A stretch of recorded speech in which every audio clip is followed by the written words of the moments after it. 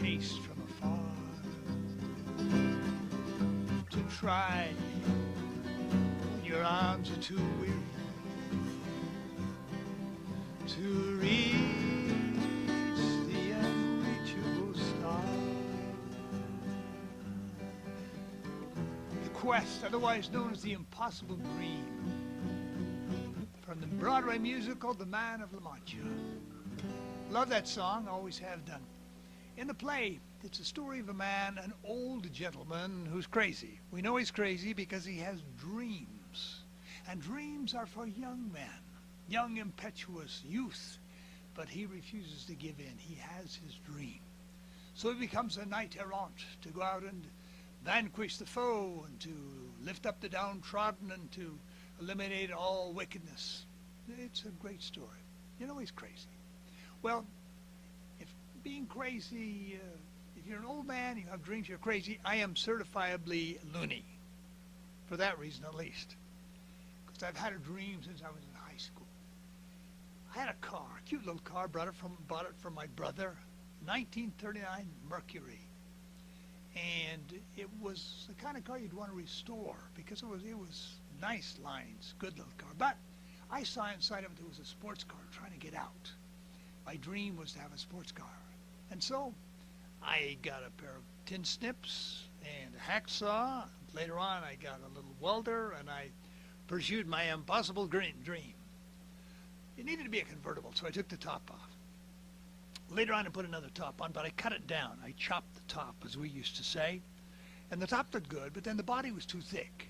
So I sectioned the body, as we used to say. Took about 6 inches out of the body, lowered it down. Then it looked nice, except it was too long. So I shortened it. That involved, of course, cutting the frame down. And while I was there, I decided to step the frame and make it lower. And I did make it lower. I mean, watch out for anything higher than a manhole cover. I was doing great. And later on, the engine was too high, the old Ford engine, so I put a Chevy V8 in it. Lots of power, very nice. Well, I was doing great, having a time of my life until I hit a snag. I had to put it back together again. Well, I had the dream, but I wasn't quite prepared to fulfill the dream. My education consisted of reading the custom car magazines in the drugstore every week, and this prepared me marvelously well for maybe changing the windshield wiper blades, something like that. But to put my dream back together, a rub there. And it's not like I just had to put the parts back. I got a top from an old Studebaker. I stretched that out, kind of made that fit. I got the brake was from a Chevy truck. I got tail lights from Pontiac, and it was an eclectic opportunity there, yeah. But I had the dream. One thing that kept me going was when I was in the drugstore, I picked up a picture. There was the car, almost. Mine was going to be totally unique, but this was very, very close. Unfortunately, this picture was in a book, and that was a little more expensive. But I gave up a week's worth of hot lunch money or whatever I did, bought the book, and I dog-eared that page. I looked at that page. I loved that page. I loved that picture. And I imagined myself sort of like Ezekiel in the Bible, where the bones come out and they're resurrected and they become, I thought if only these parts would come back together the way I could see them. Somehow Ezekiel was better at that than I am, because it never quite happened. I did get it put back together enough that I could drive it. And so I drove it about 180 miles to Vernal, Utah, where I had got a job in a service station. On the way out, a highway patrolman stopped me. I thought, why? I wasn't speeding. Duh. Sweet, naive, innocent me. They had passed a law that said you have to inspect your car for safety. Now, my car didn't have an inspection sticker nor the ability to get one. Policeman stopped me. He opened the conversation by saying, "What the is this contraption?" Well, I started to explain it to him. It was obvious he didn't want to know. But he was an understanding policeman. Maybe he had a lunatic son of his own at home. Who knows? I told him I needed the car so I could go to my job, get money to go to college, which was true. Now note, there's a little time frame here. Started out in high school.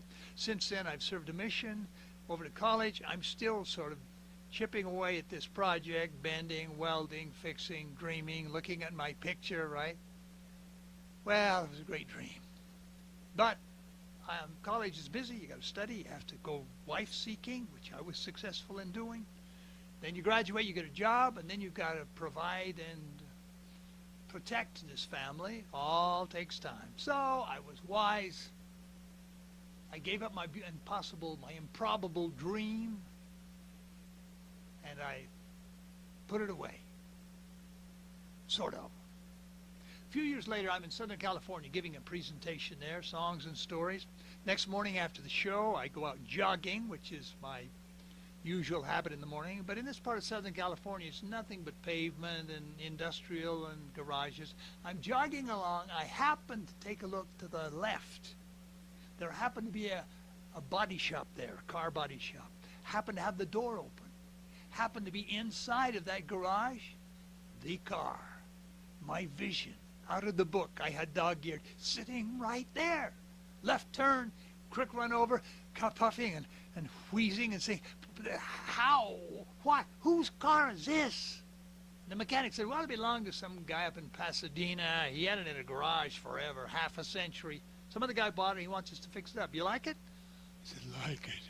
I could picture myself behind the steering wheel. I almost broke out in the chorus of Impossible Dream. I decided maybe mechanic wouldn't appreciate that. So I jogged off, humming to the top of my hum.